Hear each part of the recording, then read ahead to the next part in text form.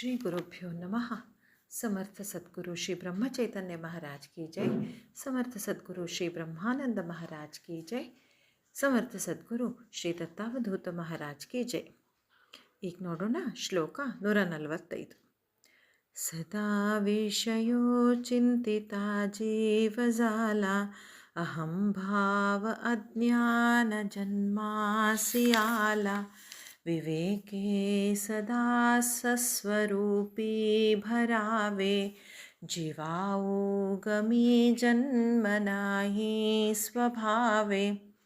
ಭಾವಾರ್ಥ: ಅನಾತ್ಮ ವಸ್ತುವಿನ ನಿರಂತರ ಚಿಂತನೆ ಮಾಡುವುದರಿಂದ ಜೀವಭಾವ ಪ್ರಾಪ್ತವಾಗಿರುತ್ತದೆ.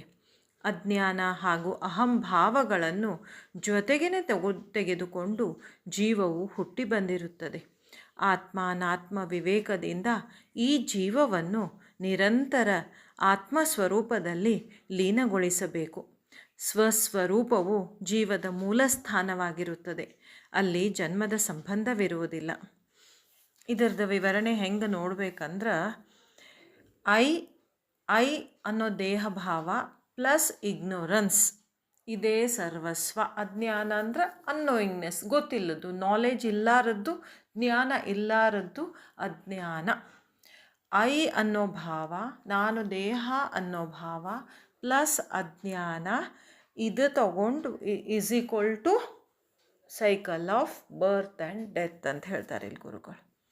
ಯಾಕಂದ್ರೆ ನಮಗಿಲ್ಲಿ ತನಕ ನಾವು ಸದ್ಗ್ರಂಥಗಳ ಪಠಣ ಮಾಡಿರಲಿಲ್ಲ, ಸದ್ಗುರುಗಳಿಗೆ ಶರಣಾಗತಿ ಹೋಗೋ ಮನಸ್ಸು ಬಂದಿರಲಿಲ್ಲ. ಇವೆಲ್ಲ ಆಗೋದ್ರಿಂದ ಇಷ್ಟೋ ಜನ್ಮಗಳನ್ನು ಇಗ್ನೋರೆನ್ಸ್ ಒಳಗೆ, ಅಜ್ಞಾನ ಒಳಗೆ ಕಳೆದು ಬಿಟ್ಟಿವಿ. ಇದು ಸತ್ಯ, ಇದು ನಮ್ಮ ಸುತ್ತಲ ಕಾಣೋದ ಸತ್ಯ, ನಾ ಅನ್ನೋ ಈ ದೇಹನ ಸತ್ಯ.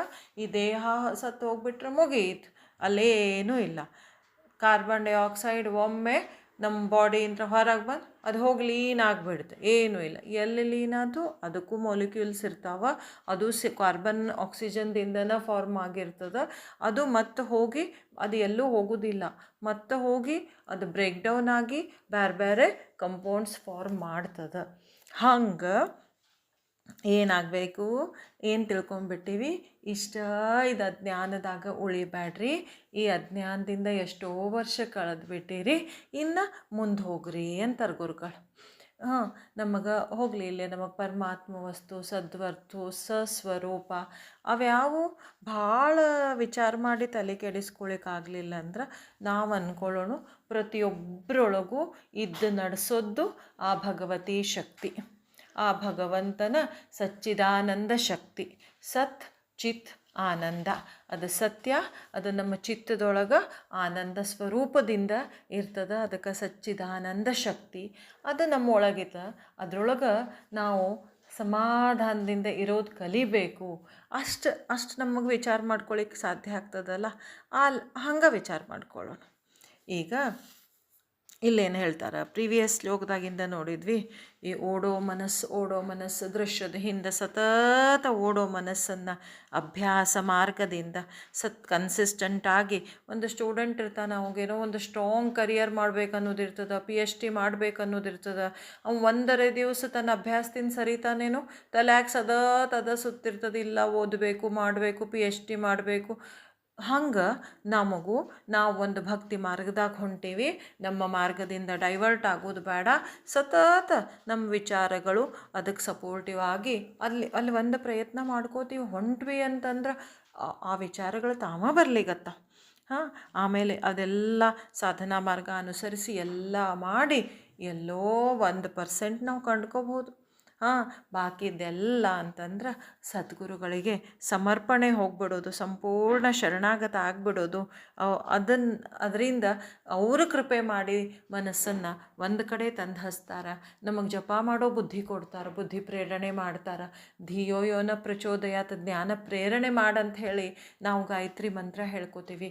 ನಮಗೆ ಬುದ್ಧಿ ಪ್ರೇರಣೆ ಮಾಡ್ತಾರೆ ಸದ್ಗುರುಗಳು, ಮನಸ್ಸನ್ನು ಪ್ರೇರಣೆ ಮಾಡ್ತಾರೆ. ಒಂದು ಸ್ವಲ್ಪ ಧ್ಯಾನ ಮಾಡು, ಒಂದು ಸ್ವಲ್ಪ ಜಪ ಮಾಡು, ಒಂದು ಸ್ವಲ್ಪ ಭಾಗವತ ಓದು, ಮನಸ್ಸನ್ನು ಪ್ರೇರಣೆ ಮಾಡ್ಕೋತ ಹೋದಂಗೆ ಅದ ಮಾರ್ಗದಾಗ ಒಂದು ಫೋಕಸ್ ಆಗಿ ನಿಲ್ಲಿಕ್ಕೆ ಸಾಧ್ಯ ಆಗ್ತದೆ. ಈಗ ಇಲ್ಲಿ ಗುರುಗಳು ಹೇಳೋಂಗೆ ಸ್ವಲ್ಪ ಪ್ರಾಕ್ಟಿಕಲ್ ವಿಚಾರಗಳನ್ನು ಮಾಡೋಣ ಅಂತ. ಈಗ ನಾವು 1 ತಾಸು ಮೆಡಿಟೇಷನ್ನಿಗೆ ಕೂತ್ಕೋಬೇಕು ಅಂದಾಗ ಫಸ್ಟ್ ತ್ರಾಸು ಕೊಡೋದು ನಮ್ಮ ಇನ್ನರ್ ಮೈಂಡ್ ಒಳಗೆ ಏನು ನಡಿಲಿಕ್ಕತ್ತದ ಅಂತ ನೋಡಬೇಕು, ಒಬ್ಸರ್ವ್ ಮಾಡಬೇಕು. ಕಣ್ಣು ಮುಚ್ಚಿ ಕೂತ್ಕೋತೀವಿ, ಇನ್ನರ್ ಮೈಂಡ್ ಜೊತೆ ವಿಚಾರಗಳ ಜೊತೆ ಒಂದಾಗ್ಬಿಟ್ಟಿರ್ತೀವಿ. ಯಾವಾಗ ಫ್ಲೋನಾಗ ಹೋಗ್ಬಿಟ್ಟಿರ್ತೀವೋ ಗೊತ್ತಾಗೋದಿಲ್ಲ. ಮತ್ತು ಜಪ ಮಾಡ್ತಿದ್ರೆ ಇಲ್ಲಿ ರಾಮನಾಮಕ್ಕೆ ಮನಸ್ಸನ್ನು ಎಳೆದ ತಂದು ಹಚ್ಬೇಕು. ಎಷ್ಟೊತ್ತಾದ್ಮೇಲೆ ಗೊತ್ತಾಗ್ತದೆ, ಅಯ್ಯೋ ಇಷ್ಟೊತ್ತನ ವಿಚಾರದಾಗ ಫ್ಲೋ ಆಗಿಬಿಟ್ಟಿದ್ನೆಲ್ಲ, ಫ್ಲೋನಾಗ ಹೋಗ್ಬಿಟ್ಟಿದ್ನೆಲ್ಲ. ಇಲ್ಲ ಮತ್ತು ತಂದು ವಾಪಸ್ ತಂದ ಮನಸ್ಸನ್ನು ಎಳೆದು ರಾಮನಾಮಕ್ಕೆ ಹಚ್ಚೋದು. ಇಲ್ಲ ನಾವು ಉಸಿರಿನ ಮೇಲೆ ಮೆಡಿಟೇಷನ್ ಮಾಡ್ಲಿಕ್ಕತ್ತಿದ್ವಿ, ಮತ್ತು ಮನಸ್ಸನ್ನು ಎಳ್ಕೊಂಡು ಬಂದು ತಂದು ಉಸಿರಿಗೆ ಹಚ್ಚೋದು, ಮತ್ತು ಉಸಿರನ್ನು ಅಬ್ಸರ್ವ್ ಮಾಡಲಿಕ್ಕೆ ಸ್ಟಾರ್ಟ್ ಮಾಡೋದು. ಫಸ್ಟ್ ಪ್ರಾಬ್ಲಮ್ ಅಂದ್ರೆ ರೆಸ್ಟ್ಲೆಸ್ನೆಸ್. 1 ತಾಸು ಒಂದು ಕಡೆ ಕೂಡಲಿಕ್ಕೆ ಕಣ್ಣು ಮುಚ್ಕೊಂಡು ಏನು ಇಲ್ದಾನ, ಮೊಬೈಲ್ ಇಲ್ದಾನ, ಏನೂ ಇಲ್ದಾನ, ಮಾತು ಇಲ್ದಾನ ಕೂಡಲಿಕ್ಕೆ ಭಾಳ ಡಿಫಿಕಲ್ಟ್ ಆಗ್ತದೆ. ಆದ್ರೆ ಇದಕ್ಕೆ ವರ್ಷ ಸ್ವಲ್ಪ ಪ್ರಾಕ್ಟೀಸ್ ಆತಂದ್ರೆ ಅದನ್ನು ಓವರ್ಕಮ್ ಮಾಡೋದು.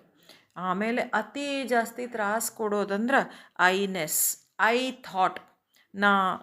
ಅಂದ್ರೆ ನನಗೆ ಐ ಥಾಟ್ ಏನನ್ನ ಹೇಳ್ಬೋದು, ನಾನು, ನನಗೆ, ನನ್ನಿಂದ. ಇವು 3 ವರ್ಡ್ಸ್ ಇರ್ತಾವಲ್ಲ, ಇವನ್ನ ನೋಡೋದು, ಒಬ್ಸರ್ವ್ ಮಾಡೋದು, ಸರಿಸಿ ಹೋಗೋದು. ಗೊತ್ತಾತಲ್ಲ, ಅಯ್ಯೋ ಐ ಥಾಟ್ನಾಗಿದ್ದೀನಿ, ಇಲ್ಲ ನಾ ಹಂಗೆ ಮಾಡಬೇಕಾಗಿತ್ತು, ನಾಳೆ ಅಲ್ಲೇ ಹೋಗಬೇಕಾಗಿತ್ತು, ಮತ್ತು ನಾನು ಬಂತು. ಅಯ್ಯೋ ನನ್ನಿಂದ ಏನು ಚಲೋ ಆತಪ್ಪ, ಎಷ್ಟು ಚಂದ ಇವತ್ತು ಧ್ಯಾನ ಮಾಡ್ಲಿಕ್ಕೆ ಕೂತೀನಿ ನೋಡು, ನಾನು ಮತ್ತು ಬಂತು. ಮತ್ತು ಏನೋ ಒಂದು ವಿಚಾರ ಬರ್ತದೆ. ಹಿಂಗೆ ನಮ್ಮ ತಲೆಯಾಗ ಏನೇನು ತುಂಬ್ಕೊಂಡಿರ್ತಾವ ಹೇಳಿದ್ವಲ್ಲ, ಕಾಸಲ್ ಬಾಡಿ ಒಳಗೆ ಏನೇನು ತುಂಬ್ಕೊಂಡಿರ್ತಾವ, ಸಟಲ್ ಬಾಡಿ ಒಳಗೆ, ಸಬ್ ಕಾನ್ಷಿಯಸ್ ಒಳಗೆ ಏನೇನು ತುಂಬ್ಕೊಂಡಿರ್ತಾವ ಗೊತ್ತಿಲ್ಲ. ಎಲ್ಲವೂ ಜಿಗು ಧ್ಯಾನಕ್ಕೆ ಕೂಡ್ಬೇಕಂದ್ರಂತೂ ಮೊದಲು ಕಾಡ್ತಾವೆ. ಸಿಕ್ಕಾಪಟ್ಟೆ ವಿಚಾರ. ಯಾಕಂದರೆ ಕಲಿ ಪ್ರಭಾವ, ಕಲಿಗೆ ಬ್ಯಾಡಲ್ಲ ನಾವು ಧ್ಯಾನ ಮಾಡಿ ಮುಂದೆ ಹೋಗೋದು. ಪರಮಾತ್ಮನ ಅನುಭವದೊಳಗೆ ಸಂತೋಷದಿಂದಿರೋದು ಕಲಿಗೆ ಬೇಡ. ಅವ್ನು ಡಿಸ್ಟರ್ಬ್ ಮಾಡೋನ ಕಲಿ ಸೈತಾನಂದ ಬೇರೆ ಧರ್ಮದಾಗ ಹೇಳ್ತಾರೆ. ಏನು ನಮ್ಮ ದೃಷ್ಟ ಯೋಚನೆಗಳು, ದೃಷ್ಟ ವಾಸನೆಗಳು, ಅವನ್ನೆಲ್ಲ ದೂರ ಸರಿಸ್ಬೇಕು. ಅವಾಗ ಮತ್ತೆ ವಿಚಾರ ಮಾಡಿ ನೋಡ್ಕೊಳ್ಳೋದು. ಮತ್ತು ಇಲ್ಲ ನಾನು, ನನ್ನಿಂದ, ನನಗೆ, ನನ್ನ ಸಲುವಾಗಿ ಏನೇನು ಬರ್ಲಿಕ್ಕತ್ತದಲ್ಲ ಅದೆಲ್ಲ ಐ ಥಾಟ್ಸ್, ಅದೆಲ್ಲ ಅಹಂಕಾರದಿಂದನೇ ಉತ್ಪತ್ತಿಯಾಗಿದ್ದು. ಅದನ್ನು ಸರಿಸಿ ಒಗಿಬೇಕು. ಸರಿಸ್ಕೋತ ಹೋಗ್ಬೇಕು. ನನ್ನ ಎಕ್ಸ್ಪೆಕ್ಟೇಷನ್ಸು, ನನ್ನ ರೆಸ್ಪಾನ್ಸ್, ನಾನು, ನನ್ನಿಂದ, ನನ್ನ ಸಲುವಾಗಿ ಅಂತೆಲ್ಲ ಏನು ಬರ್ತದಲ್ಲ ಅದನ್ನು ಸರಿಸ್ಕೋತ ಹೋಗಬೇಕು. ಮತ್ತು ರಾಮ್ ಶ್ರೀರಾಮ್ ಜಯ ರಾಮ್ ಜಯ ಜಯ ರಾಮ್ ಶ್ರೀರಾಮ್ ಜಯ ಮತ್ತು ಅಲ್ಲಿ ತರಬೇಕು. ಇದನ್ನು ವಿವೇಕದಿಂದ ನಿಮ್ಮ ಮನಸ್ಸನ್ನು ಅಬ್ಸರ್ವ್ ಮಾಡ್ಕೋರಿ ಅಂತಂದ್ರೆ, ಇದು ಒಂದು ನೀರಿನ ಕೊಳ ಇರ್ತದೆ, ಮೇಲೆಲ್ಲ ಪಾಚಿ ಗಟ್ಟಿಬಿಟ್ಟಿರ್ತದೆ. ಆ ಪಾಚಿ ಸರಿಸಿ ಒಗ್ದಂಗೆ ಒಳಗೆ ಶುದ್ಧ ನೀರು ಕಾಣಿಸ್ಲಿಕ್ಕತ್ತದ. ಶುದ್ಧ ನೀರು ಏನದಲ್ಲ ನಮ್ಮ ಮನಸ್ಸು. ಮೇಲೆ ಈ ವಿಷಯ ವಾಸನೆ, ವಿಷಯ ವಸ್ತು, ನಾನು, ದೇಹ ಅನ್ನೋದು ಪಾಚೆಲ್ಲ ಕುತ್ಕೊಂಡ್ಬಿಟ್ಟಾವ. ಅದನ್ನು ಸರಿಸ್ಕೋತ ಹೋಗ್ರಿ. ಇನ್ನು ನೆಕ್ಸ್ಟ್ ಒಂದು ಟೈಮ್ ಹೆಂಗೆ ಬರ್ತದೆ ಹಂಗೆ ಮಾಡ್ಕೋತ ಹೋಗೋದ್ರಿಂದ ಒಂದು ಅಲ್ಲೆಲ್ಲ ತುಂಬ್ಕೊಂಡದ್ದು ಖಾಲಿ ಹಾಕೋತ ಹೋತಂದ್ರೆ ಅಲ್ಲಿ ಒಂಥರ ಶಾಂತಿ, ಒಂದು ಥರ ಸಮಾಧಾನ ಫೀಲ್ ಹಾಕೋತ ಹೋಗ್ಲಿಕ್ಕೆ ಶುರುವಾಗ್ತದೆ. ಅದು ಹೆಂಗೆ ಹೇಳಬೇಕಂದ್ರೆ ಅದು ಬಿಯಾಂಡ್ ವರ್ಡ್ಸ್ ಅದನ್ನು ಯಾರೂ ಎಕ್ಸ್ಪ್ಲೇನ್ ಮಾಡ್ಲಿಕ್ಕೆ ಈಗ ಯಾರೋ ಗುಲಾಬ್ ಜಾಮೂನೇ ತಿಂದಿಲ್ಲ, ಅವಾಗೊಂದು ಗುಲಾಬ್ ಹಿಂಗಿರ್ತದೆ ಗೊತ್ತಾ, ಎಷ್ಟು ರುಚಿ ಇರ್ತದೆ, ಅವಾಗೇನು ಅನಿಸೋದೇ ಇಲ್ಲ. ಹೆಂಗಿರ್ತದೆ ಹೇಳು, ಅದು ರುಚಿ ಇರ್ತದಂತ ಅಷ್ಟೇ ಹೇಳ್ಬೋದು ನಾವು. ಅದು ಹೆಂಗಿರ್ತದಂತ ಹೇಳಲಿಕ್ಕೆ ಸಾಧ್ಯ ಇಲ್ಲ. ಅದನ್ನು ಪ್ರತ್ಯಕ್ಷ ಅನುಭವಿಸಿದಾಗ ಅದು ಗೊತ್ತಾಗೋದು. ಹಂಗೆ ಈ ಶಾಂತಿ ಸಮಾಧಾನ ಅನ್ನೋದು ಅಲ್ಲೇ ಒಳಗಿನ ನಮ್ಮ ಭಗವಂತ ವಸ್ತು ಜೊತೆ, ಪರಮಾತ್ಮ ವಸ್ತು ಜೊತೆ ನಾವು ಸ್ಟೇ ಮಾಡ್ಲಿಕ್ಕೆ ಕಲಿತಾಗ ಅದನ್ನು ನಾವು ಫೀಲ್ ಮಾಡ್ಕೋತ ಹೋಗ್ತೀವಿ. ಅಲ್ಲಿ ಏನೂ ಇಲ್ಲ, ಅಲ್ಲೇನೂ ಇಲ್ಲ, ಝೀರೋ. ಹೀಗಾಗಿ ಅದಕ್ಕೆ ಸಂತೋಷ. ಅಲ್ಲಿ ಎಕ್ಸ್ಪೆಕ್ಟೇಷನ್ಸ್ ಇಲ್ಲ, ಅಲ್ಲಿ ಫಿಯರ್ ಇಲ್ಲ, ಅಲ್ಲಿ ರೆಸ್ಪಾನ್ಸಿಬಿಲಿಟೀಸ್ ಇಲ್ಲ, ಅಲ್ಲೇನೂ ಇಲ್ಲ, ಎಲ್ಲ ಖಾಲಿ. There is a big zero. ಆ ಬಿಗ್ ಝೀರೋ ಲೆವೆಲ್ಲಿಗೆ ನಾವು ಬಂದ್ವಿ ಅಂತಂದ್ರೆ ಒಂದು ಸಂತೋಷ ಶುರುವಾಗ್ತದೆ ಅಂತ ಅರಗಿಲ್ ಗುರುಗಳು. ಶ್ಲೋಕ 146. ದಿಸೆ ಲೋಚನೆ ತೇನಸೆ ಕಲ್ಪಕೋಡಿ ಅಕಸ್ಮಾತ್ ಆಕಾರಲೆ ಕಾಳ ಮೋಡಿ पुढे सर्व जाईल काहे न राहे मना संत आनंत शोधूनि पाहे. ಭಾವಾರ್ಥ: ಇಂದ್ರಿಯಗಳಿಗೆ ಗೋಚರವಾಗುವ ದೃಶ್ಯ ಜಗತ್ತು ಅನಂತ ಕಾಲದವರೆಗೇನೂ ಉಳಿಯುವುದಿಲ್ಲ. ಆಕಾರಗೊಂಡ ಎಲ್ಲ ವಸ್ತುಗಳನ್ನು ನೋಡುವಷ್ಟರಲ್ಲಿ ಕಾಲವು ಇಲ್ಲದಂತೆ ಮಾಡುತ್ತದೆ. ಇಷ್ಟೇ ಅಲ್ಲದೆ ಪ್ರಳಯದ ಸಮಯದಲ್ಲಿ ಸರ್ವ ದೃಶ್ಯ ವಿಶ್ವವು ಇಲ್ಲದಂತಾಗುತ್ತದೆ. ಅವುಗಳಲ್ಲಿ ಯಾವುದೂ ಶೇಷ ಉಳಿಯುವುದಿಲ್ಲ. ಆದ್ದರಿಂದ ಹೇ ಮನಸ್ಸೆ, ನೀನು ಅನಂತ ಸದ್ವಸ್ತುವಿನ ಶೋಧ ಮಾಡು. ಶ್ಲೋಕ 147.